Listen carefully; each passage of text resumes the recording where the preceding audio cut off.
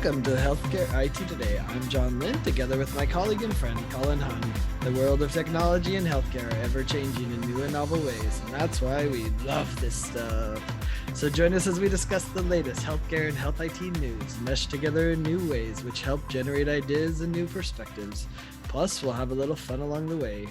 On today's episode, we'll be celebrating the 100th episode of Healthcare IT Today. And be sure to follow the show on Twitter at the hashtag HITSM and our personal accounts at TechGuy and at Colin_Hung. Plus, check out our 16 years of health IT blog content at healthcareittoday.com. So 100 episodes, does that make us old? Is that? I think some days it makes it maybe feels that way, but no, I mean, compared to some of the other podcasts that have been around, we're relatively new still, but yeah. Still an accomplishment that to get to 100. Whew. Yeah, someone told me age is just a number, and I was like, yeah, age is a number that says I'm old and slow. Yeah, no, I mean, it is pretty amazing to think back though, right? 100 episodes of this half-hour thing that we do, John. It's, for me, this is a non-traditional podcast in the sense of we don't interview anybody. It's usually just the two of us talking about some topics. So it's been really fun to see that it's actually people are listening. Yeah, what were we thinking?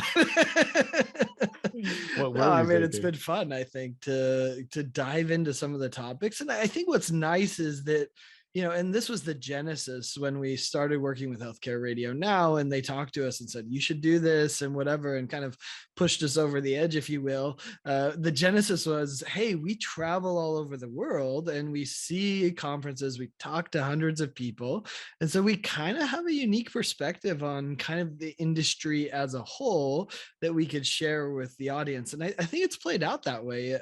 Although it was really ironic, we launched and then a few months later, we don't travel to any conferences because COVID hit. That's right. One of the great perspectives that we could bring suddenly just went, poof. Yeah, you traveled to so many conferences. I guess virtual conferences count. I guess so. So, John, as you look back over the last 100 episodes, what stands out for you? Particular topic, particular thing that we've done? What stands out? Yeah, I think there's a number of things. I think one thing that I love about what we do is that we bring both the IT and the marketing perspective, which I think is pretty unique to us. So I love that we might hit some of the technology side and what's happening technology wise, but then we kind of say, oh, well, here's the marketing angle. And so, it's a little bit of a unique perspective in that way that I think that's fun. I also love that we bring kind of, you certainly know the US healthcare system as well as anyone in the US, but you also have the Canadian. And so that banter of you're Canadian, Colin, like that doesn't happen there. And you're like, actually it does, let me tell you, right? So I think that's something that I'm going to remember, plus I love making Canadian jokes. I mean, it's just kind of what I have to do. No, I think that, I like where you went there. I agree. I think we both bring unique perspectives. I mean, we do travel to a lot of conferences, but a lot of other people do, right? But I think we look at these conferences with a very different eye. Both of us are very passionate about the industry. We do want to see the industry succeed. And so as much as we report on, I think we also are standing side by side with a lot of the people in the industry, whether they are practitioners or whether they are the technology people. And so I do love looking back at those 100 episodes and just seeing some of the stories we brought forward and some of the recounting of conversations we've had with people at conferences. That stands out to me. I think some of the more fun episodes stand out to me too. The ones where is this going up or down, right? Do we believe it? Are you buying or selling? Yeah, exactly. Those are fun episodes, and those are, I think, a reflection of us where we try to have a little bit of fun. That's in our opening. We try to have a little fun along the way, and I think we did that. And those episodes in particular stand out for me, and certainly when I bump into people, those ones certainly stand out for people as well. Yeah. I mean, the random questions, right? Like I love that one, right? Where we literally don't know the question and you ask me, we should do that again. But it's fun, right? Because it's, and we do have a breadth of knowledge that to be able to pull from, to be able to answer lots of random questions. And so, that is pretty fun. As I was scrolling through the list of the 100 topics that we did, the thing that stood out to me was we've done such a breadth of topic, including some that are really important as an industry and to a lot of people, like inequality, right? Or health equity, even monopolies, right? Like in healthcare, like I saw that episode. It's like, oh yeah, that's an important topic to discuss. Obviously, we did a lot of COVID, mental health. We even did a nurse episode, which a lot of nurses don't get enough attention. And so, but when I looked at a bunch of the things, I looked at him like, wow, healthcare is dealing with a lot of stuff, right? Like it's complicated. There's challenges, the regulations. How many episodes have we done on regulations and impacting information blocking, et cetera, right? So it's like, there's a lot going on. And I was just at the HCP conference and talking to a director of IT, basically the CIO of this smaller regional hospital. Actually, it might've been a CareNet hospital or something, but a small hospital. And you could just hear it in his voice, the challenge they face, and are we going to even be around, right? So I mean, there's a bit of have and have nots in healthcare, but you could see he has dealing with a lot with limited resources, and it's true, I think, across the healthcare spectrum. Yeah, I think that's the other thing that stands out for me when you look across the 100 episodes. It's just the breadth, as you said, of the challenges, but also the intensity. Like I know healthcare has gone through challenges in the past. There were very tough times in the past where it looked like the sky was falling, right? Like I'm not suggesting that what we're going through is worse or maybe not as worse as some of those things. Like there was a pandemic in 1918, right? And we went through where the AIDS pandemic, right? Like they didn't have IT problems in 1918, but it's true. Although I'm pretty sure people were complaining about whatever form they had to fill out. Right?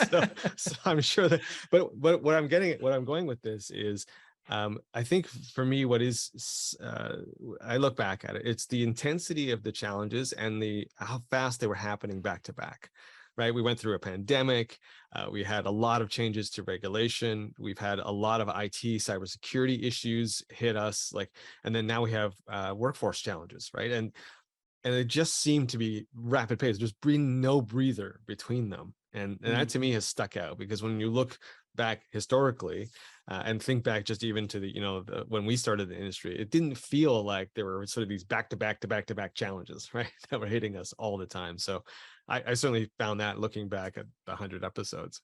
Yeah, and it seems to be accelerating. Like that's the interesting part. I was talking to someone about the healthcare IT today, even publication in general, let alone the podcasts and the radio show, etc. But they're like, oh, you're going to always have content. And I'm like, yeah, it's true. Healthcare is going to be around, and the use of technology to improve healthcare is never going away. And like I said, I think it's accelerating with the processing power, the access to data, everything else, the communication channels. Those are really interesting. As I look at it too, I was looking at some of the episodes. It's like, man, we want to kill things a lot. Or now some of it's clickbait headlines because we're both marketers and we know that works. But like here's a list of some that like stood out. Like, is healthcare interoperability dead or alive? Which was our second episode, right? Like, yeah, is it dead or alive? Well, I just went to the Civitas Direct Trust Summit conference, and yeah, it's still alive. Trust me. But that's funny that was an episode. Our medical group's still viable. You probably know that from the MGMA conference, that they're still alive and kicking, right? Yep. Is healthcare social media dead? I mean, that's interesting, right? Yes, we definitely have that in our titles a lot, but I think that's what gets people to listen, partly. Yeah. So now we need to maybe do a series of episodes on what's alive. Exactly. What's thriving? What's doing well? Right. Let's stop putting death in our titles. But John, as you look back over the 100, let me ask you this one: what are some of the things you've learned over the last 100 episodes? Yeah, I think the thing that I've learned the most is that, interestingly, people love this type of content and they love to connect with it and to engage with it. and that so I think that's one of the things, is that going to these conferences and seeing people, it's amazing how many people come up now and like, hey John, I know you, and I have to pause for a minute, and I'm like, I don't know who this person is, right? Like, and then like, luckily most of the time they bail me out and they're like, I mean, I don't really know you, but I listened to your podcast, so it's like I know you. It's like, it's amazing how powerful an audio format like this, and video, which we do both, of course, like how powerful that is. And obviously I have a recognizable voice. I think that everyone's said to me over the years that they hear my voice and they're like, oh, I know that, right? And so I think that was one thing that was an interesting learning. Like, I didn't expect it, right? Obviously I'd published 7,000 articles myself over all this time, and occasionally I'd get people coming up and saying, oh, I read your site and whatever, right? But there's a different impact in audio and video that was, quite frankly, pretty surprising to me, and how much it does and how long lasting it is. Yeah, I mean, you're absolutely right. I think more people now come up and say they recognize us from the podcast and the video stuff that we do versus the writing and the tweeting and social media stuff that we do, which is sort of a nice learning in terms of the evolution of what we do. So, for me, the big learning from the 100 episodes was, I think at the beginning we were really trying to find our voice and find our stride, if you will. So one of the big learnings for me was, at some point, I don't know if it was episode 20 or something like that, but where we just said, to heck with it, we're just going to do what we want to do. And that may have been our first, are we buying it or selling it episode, but that was a big learning, was to say, actually, we can have a lot of fun doing this, and we don't have to stick to a formula or something like that maybe works for others and doesn't work for us. So that was certainly a learning. And then also just the big learning for me was just how multifaceted these issues and challenges really are, right? Like, one of the, we talk all the time, but not always about issues facing the industry. And it's always fun to hear these different perspectives. And even if it wasn't your perspective, you bring one from someone you spoke to that had a slightly different view of the same problem. So you always think about, like, we always should know that or understand that, but it was very interesting that in these episodes, how many different ways you could look at these problems. Yeah, and I think anyone that follows me on Twitter knows this is one of my learnings, is that for a lot of it, follow the money is the answer. And that's been the answer in so many episodes. If you're like, well, why is it this way that, healthcare organizations don't want to share data? And then you look at your follow the money, you see, oh, that's why they're not doing it, right? Or why haven't they engaged patients and done a proper digital front door to make it convenient for patients to come in and to inform them, how long their wait would be and all that? And the answer is, well, follow the money. They didn't need to until then. And now, now actually, if you follow the money, now you need to, because you're going to have a financial impact. And now they're embracing it more. And so, I think that is an interesting comment. But the weird thing in healthcare is the money often doesn't follow the way you would think. And so I think that's been another interesting learning in this, right? Is that there's a lot of perverse incentives, as I call it, like that you look at and you're like, this doesn't make any business sense. And then you understand the parties, how it's put together, and the insurance company by employers and all this, right? And you're like, oh, okay, there's so many people's hands in the pot, and this is what they're really doing. And so, I think follow the money makes sense, but it's like an order of magnitude more complex in healthcare than it is in most businesses. I totally with you on that. That is definitely something that I've learned listening to you over this all these episodes and over the years. Just follow the money usually works in terms of, you want to understand why people behave and why things are the way they are. That's probably the reason. Yeah, absolutely. Hey, if you're just tuning in, you're listening to Healthcare IT Today with John Lynn and Colin Hung. Today, we're looking back at our first 100 episodes of this radio show and podcast. And of course, having a little fun along the way. Always. So John, let's continue the retrospective look. In these 100 episodes that we've done, is there a trend or announcement that surprised you? I'd say the overall trend that surprised me the most is the kind of dominating force that big tech has become in healthcare and how much they're investing in it. And to be fair, they haven't become quite a dominating force, but they've invested heavily in going to healthcare, whether it's Amazon, Google, even Microsoft, right, which we often forget about because they're kind of a utility for many organizations, but they're in every single healthcare organization, right? Apple to some extent, et cetera, right? Like, I think seeing that and then pair that with retail, big retail, the fact that they're making such a big push in and investing so heavily in it that's been a bit of a surprise to me. Early on in my blogging career, right, when I was writing about the industry, I remember how hyped up we were with like Google Health and Microsoft Health, and how they were just these utter disasters, these failures that provided no value and didn't achieve anything. And I think back on that, and maybe we're just scarred by that experience, right, where there was hope that they would actually make some impact for good, and then they didn't. That I look at it and I'm like, I probably was like naive and be like, well, they tried it, they failed, they're not coming back. But yet, when you look, it's $5 trillion industry or something. Yeah, they're coming back, right? And we've seen that in a big way. No, I agree. I mean, that was one of my big surprises, is how dedicated these external players have been in healthcare. They have come back, right? Even after these high profile failures. Google's done it 3 or 4 times now, right? Like Microsoft's done it twice. Amazon's now in this world. And so that has been very surprising, in how much they're really going after fixing healthcare or doing something in the healthcare realm. The other side is also being surprising to me on the same topic, which is the reaction of incumbents.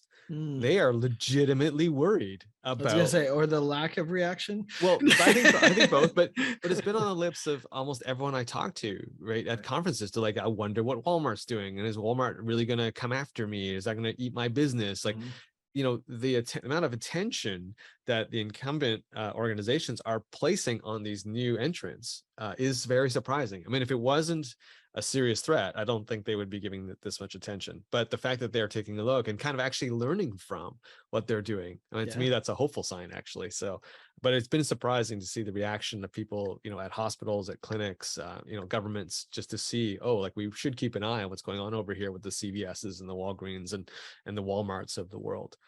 The other thing that surprised me, John, that the most, was actually how much attention is being put on health equity. I thought that it wouldn't be getting, or would not have the longevity of a topic as it has.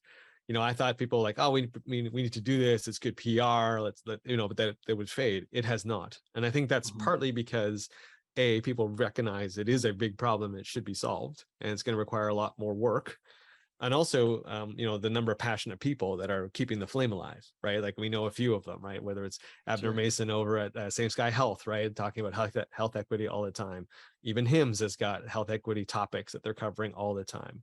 There's companies like Unite Us, right? They're doing some incredible things. Companies like Esri, they're doing incredible things to deal with health equity. So for me, that topic surprised me in its power and its longevity, and the number of people that are working actively to solve it.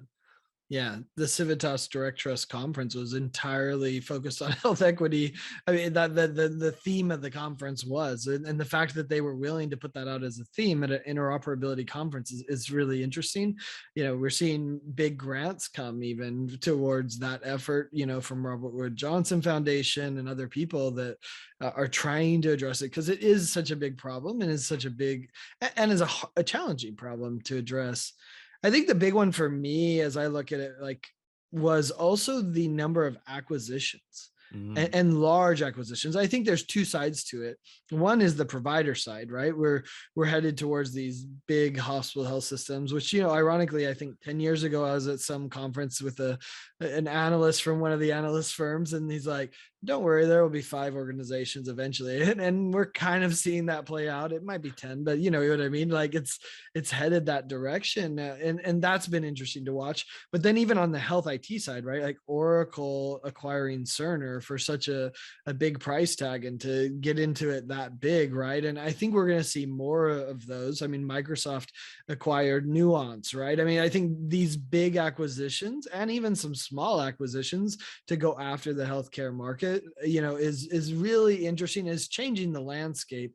I think we see it in the security side of things as well. I saw some people talking about they want the enterprise security landscape. They don't want to have 15 security vendors.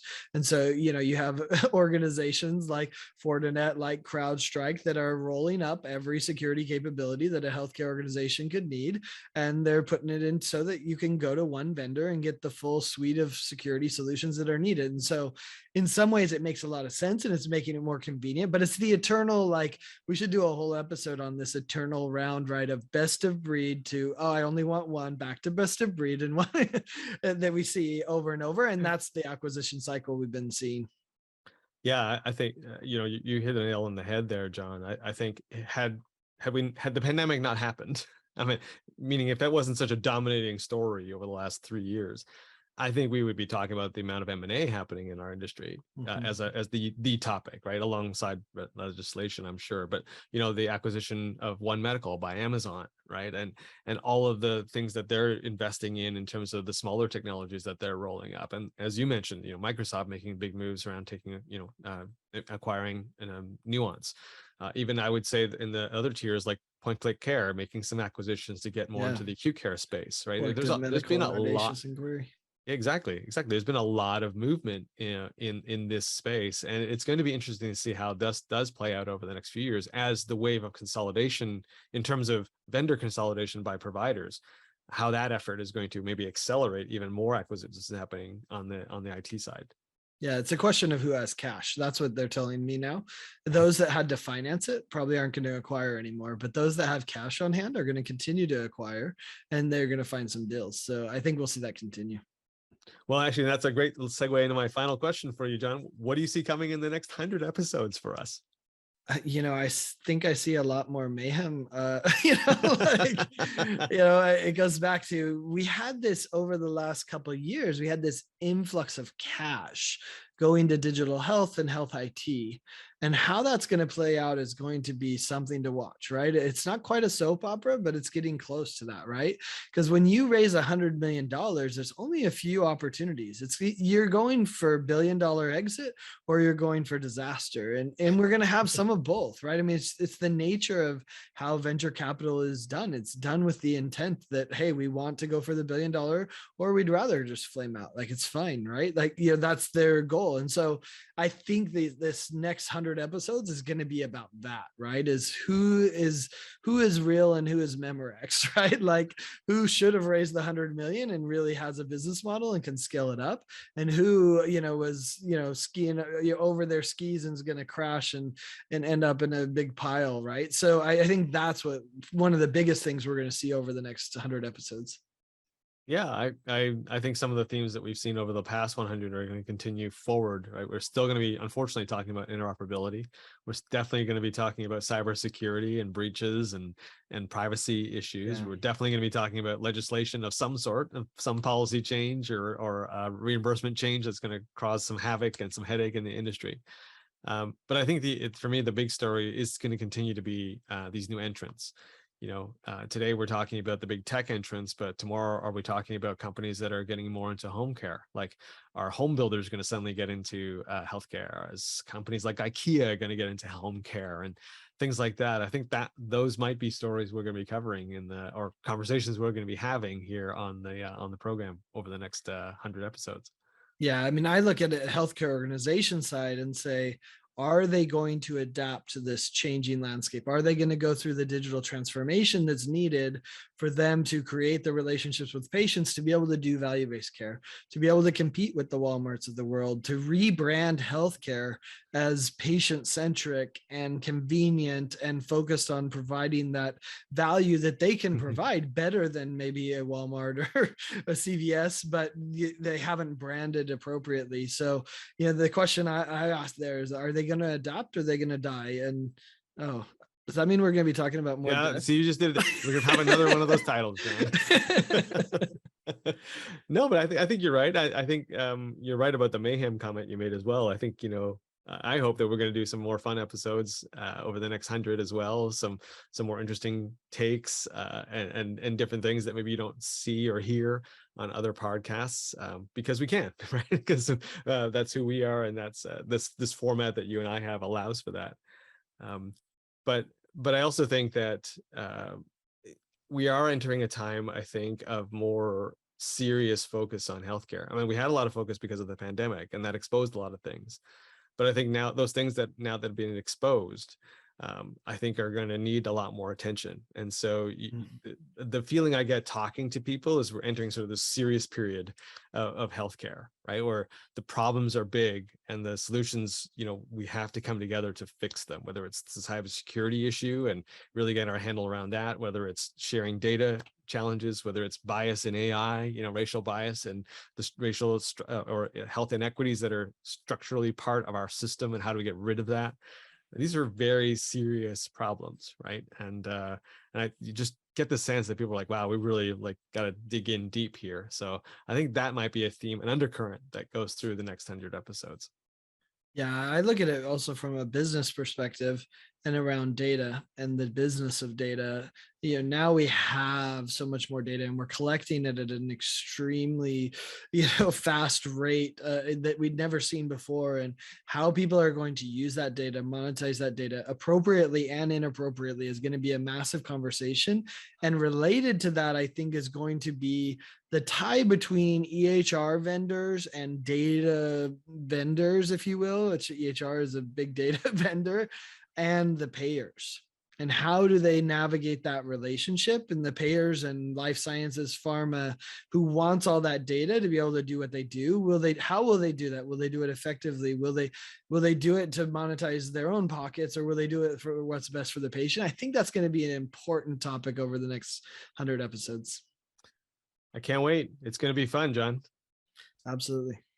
Hey, thanks to all of you who tuned into this episode of Healthcare IT Today.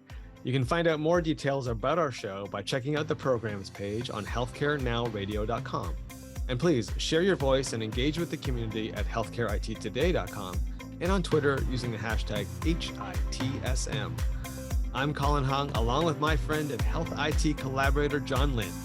Thanks for listening, and have a great week.